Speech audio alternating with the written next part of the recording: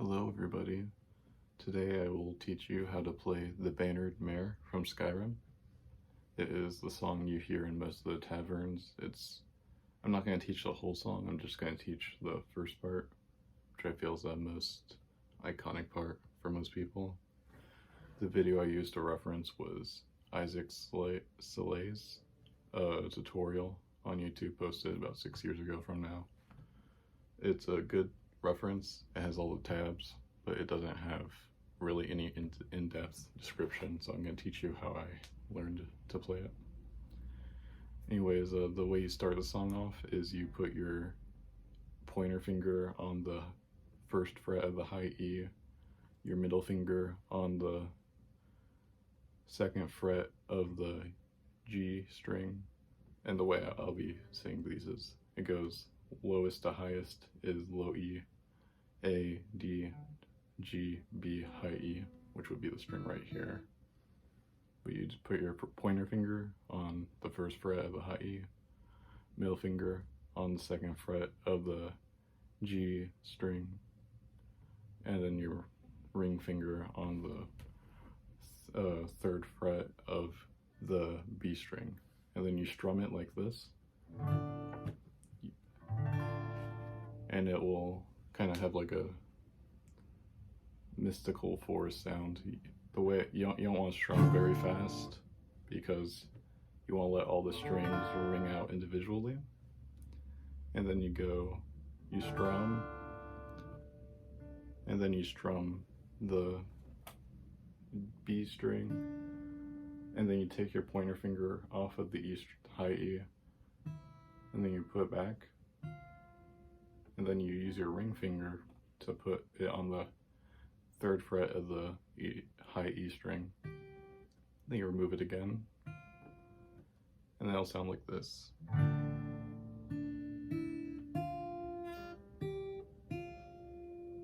And then what you want to do next is, I forgot the chord's name, but it's like third fret of A string, second fret of D string, and then first fret of B string. And you want to do this, but you want to remove your middle finger, so it's just your pointer finger and your ring finger. Like this. So it'll go.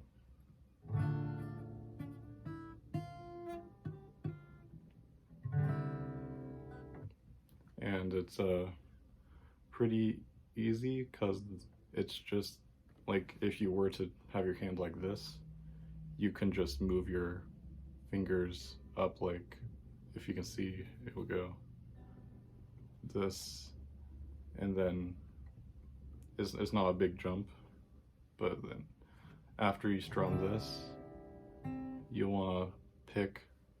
The way I play is I have my pointer finger and my thumb. This will play mostly bass notes, like the lower notes, the lower three. Then my pointer finger will play the more lead sounding ones, like that's how I usually do it. But you strum this, then you'll pick the B string, then you'll put your middle finger down to the third fret of the B string, then you pick the high E, pointer finger first fret, remove it, then you got like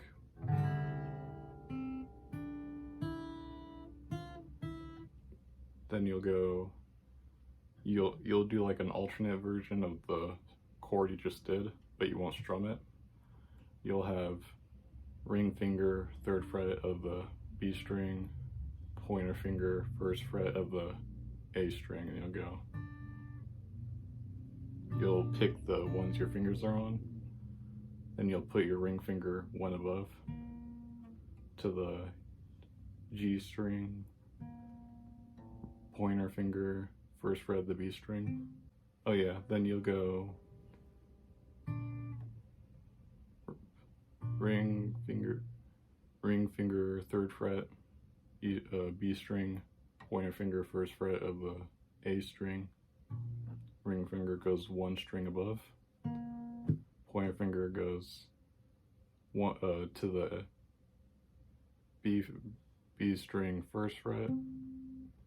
Then what I do is I take my middle finger and my pointer finger, and then I'll cover the third fret of both the B string and the A string, and you'll have this. And then you'll do high E with no fret,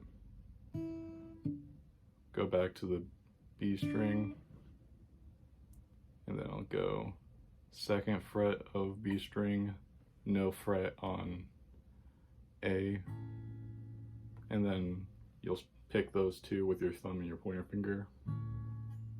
Then your pointer finger will go, your middle finger will go, or you can switch it to your ring actually. You hit the B string second fret, then you go third fret, remove your finger, second fret, then you take your middle finger, put it back on the G string, and then you have almost the same chord that you just started with. You put your pointer finger onto the high E, then you strum it like this, like you did when you started the song. Then everything's pretty familiar to the first part of the song. You go B, E without the pointer back, middle finger or ring finger on the third fret. Then you go like you just did.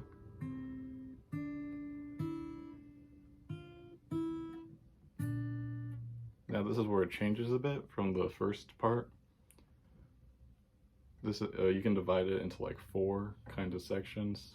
I just taught you the first part, now we're doing the second part. It's very identical, but with just this is like the main alteration besides the end of the second part. You pick it again like this, like you pointer finger, A string, first fret, you know, and then you hit the high E, back to the B, then you move your middle finger like this up to the third fret of the what's it called, the A string, hit it again like that.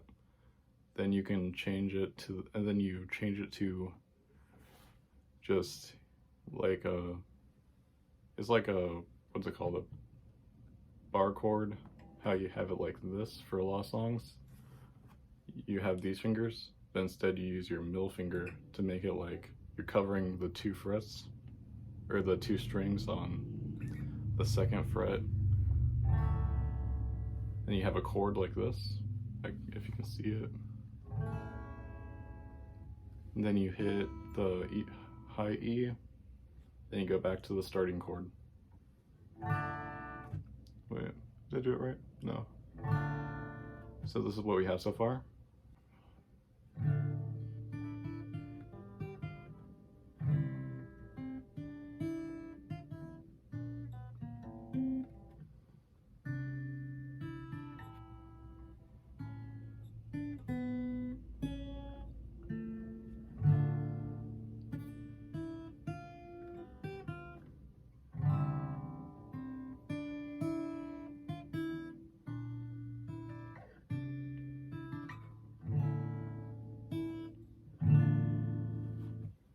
And then this is where it gets a little weird. You kind of do a semi-bar chord, where you put your pointer finger on the third fret of the D string. And then what chord you're gonna do is there's a chord where you put like this, pointer finger G, second fret G string, ring finger, third fret B string, middle finger, second fret, high E. It sounds like this, but what you're gonna do instead of that, if you're familiar with that chord, is you're gonna take your pointer finger, 3rd fret of the D string, then you're gonna take your middle finger and your ring finger, 5th fret of the G and high E, and then your pinky is gonna be the 6th fret of the B string, and you'll have a chord that sounds like this. And it's hard to switch, but a key to learning a lot of like Celtic, Bardic, medieval songs is starting off very slow when you play them, not trying to rush yourself, and then as you become familiar, you slowly speed up so you can switch between chords a lot faster. So you'll strum it, then you hit the B string, remove your ring finger from the high E, and try to bar chord it with the 3rd fret. So you're gonna play a 3rd fret high E, then you replace your ring finger on the high E, pinky, move it down to the high E,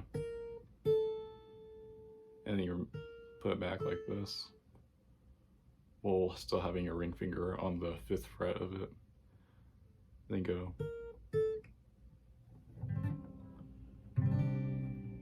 So now what you have is kind of like a bar chord, or is a bar chord, but your pointer finger is barring the 3rd fret, and then you have either your middle finger or your middle finger and your ring finger, or your ring finger and your pinky on the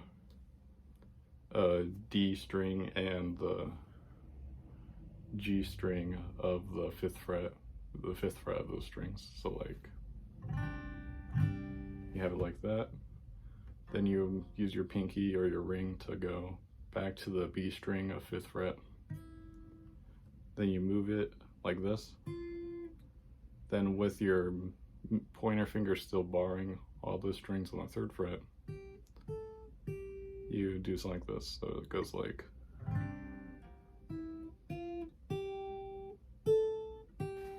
then what you do is you, sorry, my hand's kind of cramping. You go back to the chord that we started the whole song with, and then you go, wait, sorry, that's not how I do it.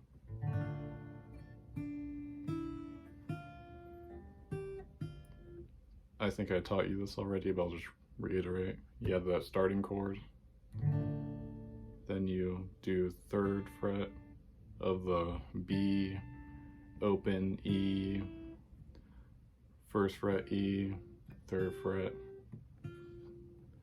and then you want to do this little thingy where you just hit the E open like that, so it kind of has like a little wavy sound. I don't think, you can't do that, no.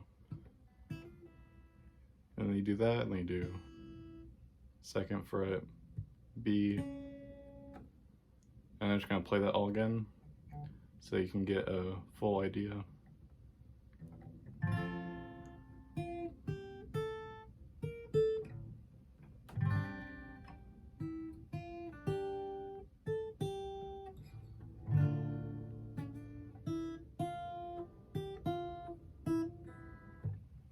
And if you can't play it as fast as that, just play it slower, practice. It might take a few days to learn it, but it's pretty fun and addicting to like try to get super fast like you hear it in like the videos or the game or something. And then what you do again, this is like the 4th part of the song, the 4th part of the 1st section. You'll do that chord again that we did for the 3rd section, and you'll go like you did for the 3rd. You'll do this, second, B, O, E, E. You do that, and then you go. Very familiar, but it's a little more fancy. The way it's adjusted for this section is you go.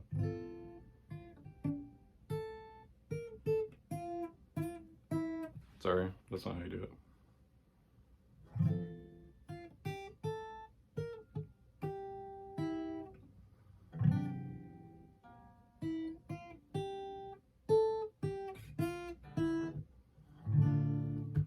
The difference is very small, but it's a little more like it flows kind of like a lead. I don't know, I want to say like a solo, but it's very similar. You can just play the same way, just it has a bit more intricacy, I guess you could say. And that's the end of the section, the first section of the song. Then you go. So what you're doing is you're playing that chord that you start the song with. You go, you strum it, B string, 3rd fret, E, high E, 1st fret. Then you play that chord that we played earlier with your, or it's kind of like it, but it's a little different. You're doing the 2nd fret of both the D and G string. And it kind of has like a little input, it kind of sounds spooky, I guess. And then you hit the E, high E open, and then you strum it again, that first chord we started the song with. And then this is the whole song together.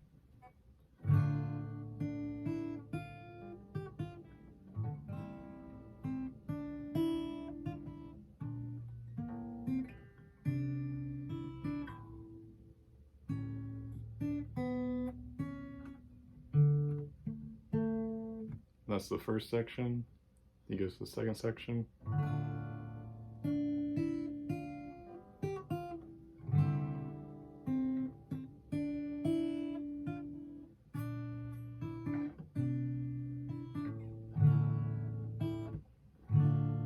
Then you move on to the third section.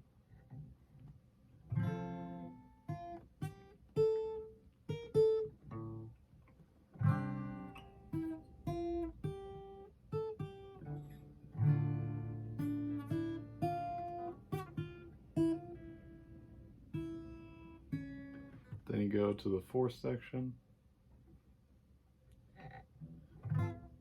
Sorry.